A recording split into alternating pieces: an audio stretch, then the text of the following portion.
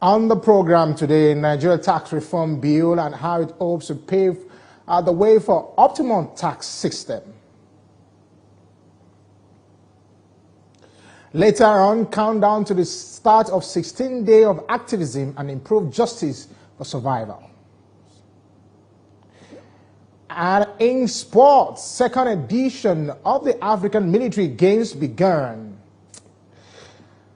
Hello everyone, this is live from Abuja, a show that takes you through the event that have shaped the week in Nigeria and across the world, from politics, news, entertainment and sport. I am Ademola Lawrence. Now we'll start with the highlights of the visit from the Prime Minister of India to Nigeria after 17 years. Although the trip to the African nation might have been the first in almost 2 decades by the Indian Prime Minister, but the ties of both nations go back more than 60 years. Political contacts at the highest level have been the mainstay since the inception. In his opening remark at the meeting with President Bola Tinubu, Prime Minister Narendra Modi said, "We give high priority to our strategic partnership with Nigeria." The Grand Commander of the Order of Nigeria National Award was conferred on the PM Modi at a ceremony in Abuja, making him the first foreign leader to receive the award since 1969.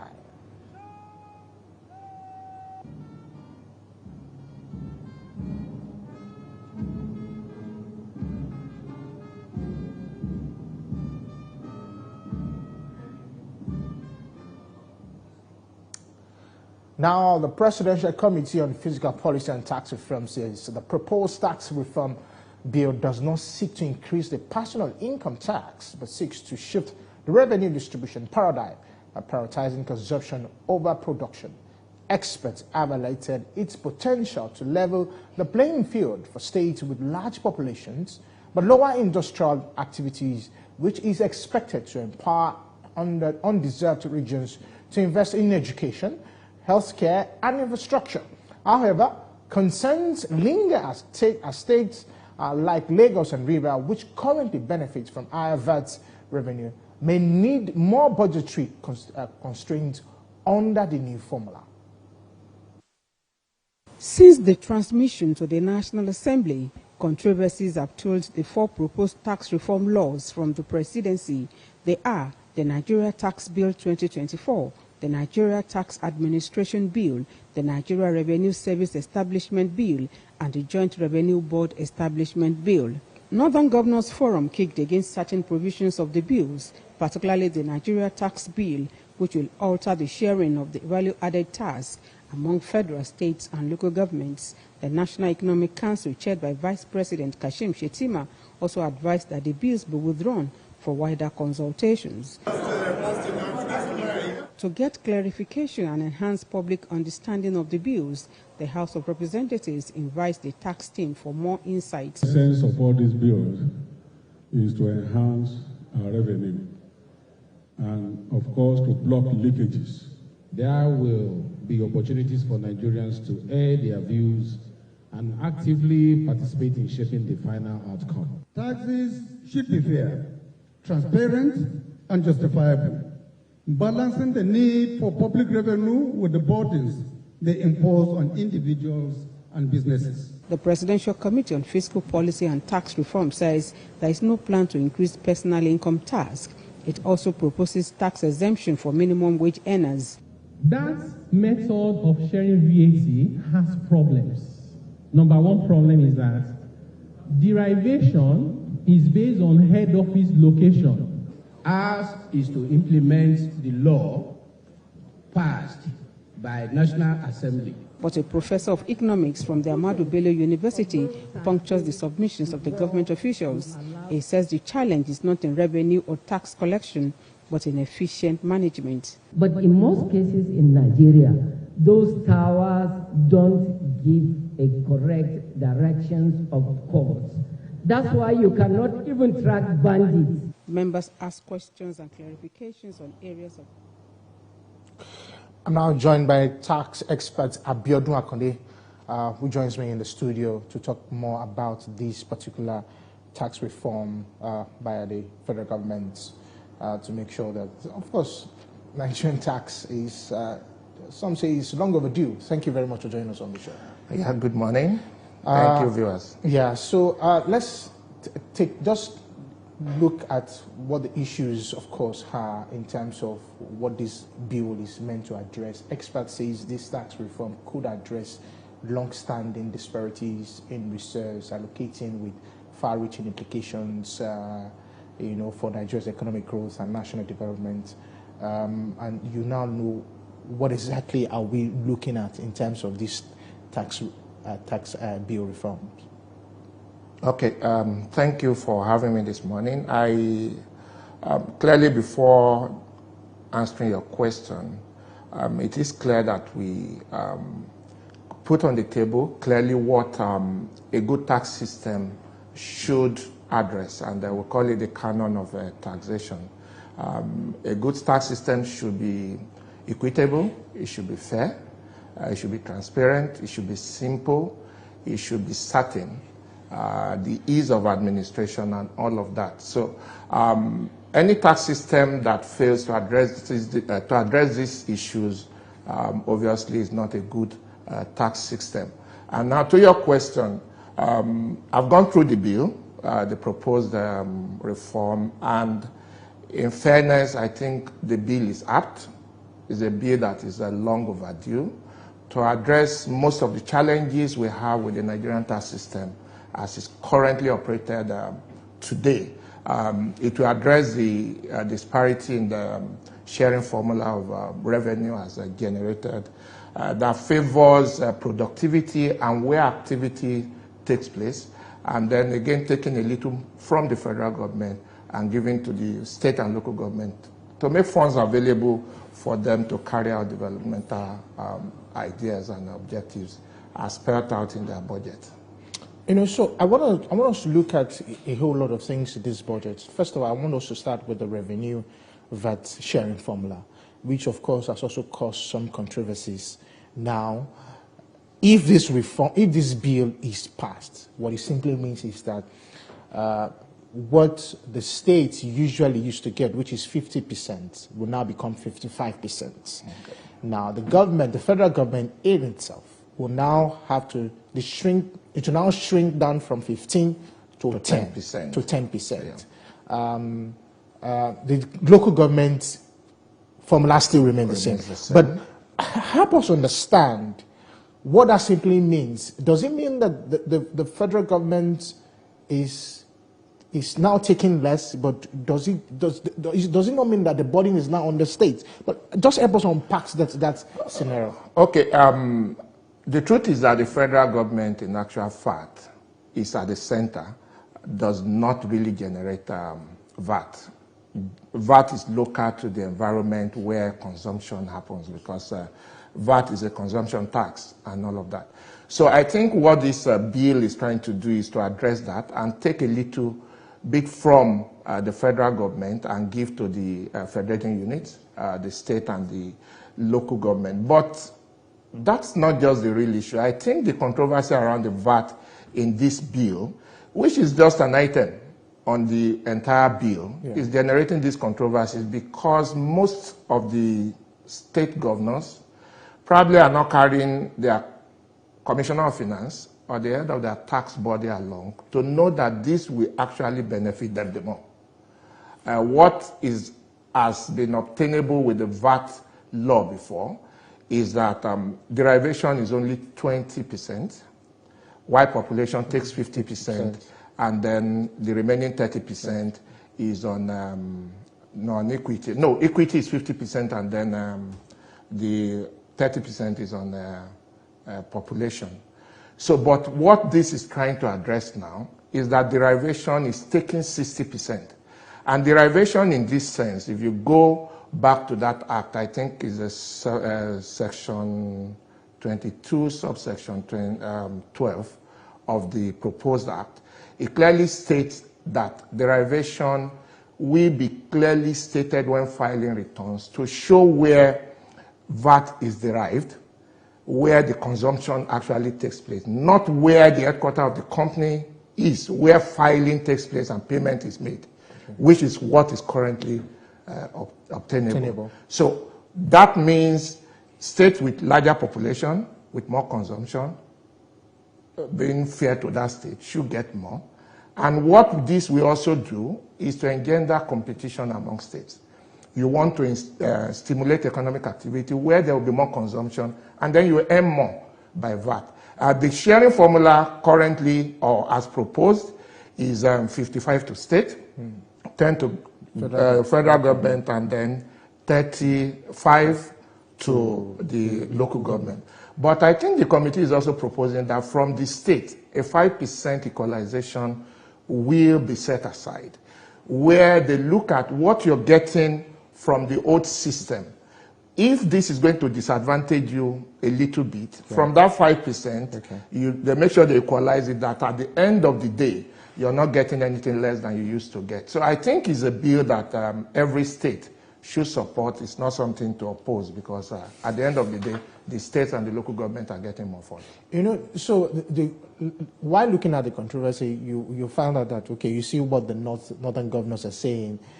Some of them saying that, you know, if, for example, Lagos is where Lagos generates a lot, Lagos, Ogun State, of course, the Southwest. Look at the current NBS statistics where they said how much the Southwest is bringing onto the table. And you just wonder, okay, these northern governors are saying that if by virtue of you're saying this is what is going to be obtainable, it's not going to favor us.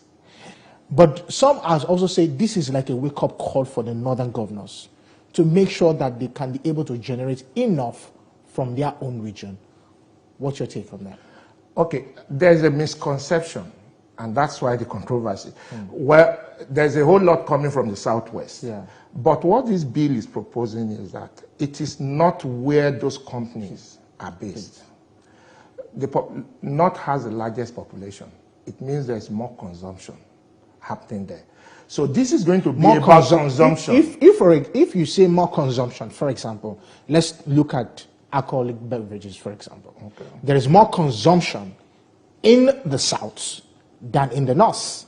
Alcohol is only an item. I'm just saying. All the vatable items. No, I'm just saying. Yeah, really, that's the religion aspect or side to the northern Nigeria and all of that. And then there's nothing anybody can do about that. But other items that are consumed more will generate VAT where they are consumed. And where the population is where people consume the most. And like you rightly pointed out, it's a wake-up call to every state. Stimulate economic activity in your state, create economic activity, make people consume, make funds available to people, let them have disposable income to buy more and consume more, and then you earn more at the end of the day. Let's look at what the bill is also trying to address. That means that it's taking the ball straight down to the rich table. And it simply means that you look at the mechanisms at which this is going to address all of the tax reforms, or these particular tax reforms. For example, it's saying that, you know, putting mechanisms to ensure that individual customer for a financial institution who has accumulation of 25 million or less, or more rather, to corporate government, who has 100 million to do, that means that they are trying to say that the rich should not evade tax, which has always been the issue all along. How do you think that? Do you really think that this can actually, bridge that gap? Okay, the direct answer to your question is yes and no. Okay, I looked at the bill. I think it's a section 28 of that bill that you're referring to, where it talks about information from bank, financial institution, insurance, and all of or stockbroker, and other financial institution. And then I read it thoroughly, and I saw a lacuna. Nigerians are smart. They can take advantage of that. What that section is trying to do is to bring more people into the tax net, where you can't, the financial institution has this obligation quarterly to file a return, listing everybody who meet that threshold. Now the point is, it's not saying aggregation of all the inflow into your various accounts. Yeah. It does a bank account, which means each bank has a responsibility to file. A smart person will have 10 accounts. It has an inflow of over 25 million in a month. It puts 5 here, puts 3 here, and all. Those banks don't have such obligations to file such return. And at the end, the person is missed along the line. You can't pick the person. So I expect that bill will see an aggregation of whatever bank account you have, especially using BVN. Your BVN will pull everything you have and then make. But now it's saying the bank will file that return.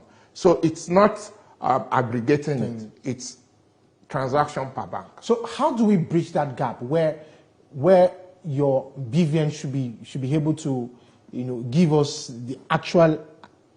It's simple. Your BVN is there. A pool on your BVN shows every account you are signatory to. Exactly. And then can aggregate whatever inflow into those accounts and all of that. And sincerely, the rich are not paying taxes in Nigeria. You see, the politicians is only when they want to contest election and they make TCC compulsory. Yeah. They run to a tax office, pay a certain amount and get that. But in real fact, the lifestyle they live, the tax they pay doesn't justify such lifestyle. Another thing that I probably want you to help me unpack is part of the bill that talks about royalties. And I really want to understand what it means. When I was looking at it, I didn't really understand it. Where you talked about under the new bill, one can assess the royalties on the currency at which, if, for example, if you are trading on that currency, that means that you can't assess the royalties either on that currency or in Nigerian currency. I really try to understand. The challenge with the former bill is that payment of royalty or certain payments on foreign currencies has to be made in that particular currency. But now it allows you to either assess or make payment in Naira, which makes conversion, access to forex and all of that, no longer a problem for you to make your tax payment and all of that. So that's what that tries to address. So let's also look at what the benefits of this would do for the larger percentage of Nigerians. For example, some persons don't even know that, okay, this does not even apply to them. For example, I was checking up the bill, and if, for example, you earn 800,000 naira annually, that means that you're exempt from that bill. In fact, if you earn 840 and slightly above, that means that you are exempted. You are not paying tax. You're not paying anything at all. Totally exempted. Okay. Formerly, when it was 30,000, even if at the end of the day you don't have an accessible profit after this thing, you're still charged 1% on your gross. But this time around, you're totally exempted. So on the long run, not even on the long run, the short run, medium and long run, those who earn less will pay either less or totally exempted. The amendment to the Personal Income Act was in 2017. I think then minimum wage was 18,000. The value of 18,000 to the value of 30,000 when that minimum wage was increased was probably higher in terms of value, not nominal value, I mean real value. But what that does is that since the act wasn't amended, it pushed people who were ordinarily to pay less to be paying more, though in real terms they were earning less. Now the 70,000 minimum wage today has less value than the 30,000 Nigerians were earning 2 years ago. So invariably, if you don't put up an act like this to exempt them, you are further pushing them by taking more from them. And at the end of the day, the equity side of tax is not there. At the end of the day, you see that the poor proportionally pay more than the rich. But what this seems to want to address is that the rich should pay a little bit more. If you look at the last band, it's 25%. Progressively, as you earn more, you pay 25% of what you earn. Because that's progressively, that is what I also want to look at. Because from now, what that bill also seems to look at is from 7.5% to 10% in 2025, then from 12.5% between 2026 to 2029. Wouldn't that stiffen the economic space of, people who really are doing business, but this tax, wouldn't that stiffen? One of the qualities of a good tax system is adequacy, the ability to take enough to provide social services and all of that. The increase in VAT, I think 7.5 currently is one of the lowest rate you have all over the world. But I don't think anything is wrong with that, looking at also what we earn in terms of minimum wage and then what our per capita income But is. it's not corresponding if you look at it. It's actually not corresponding. What I mean in essence is a 7.5% VAT today, to me, should be maintained, maybe for the next 2 years. And then let's see all the effort of government, the reforms and all of that in the economy, and the economy begins to yield more, and then people have the ability to pay more. That's what I feel. Thank you very much, Mr. Akone. Really nice to have you. Thank you so much. I hope we'll be able to just look at some of these things. Yeah. Thank you.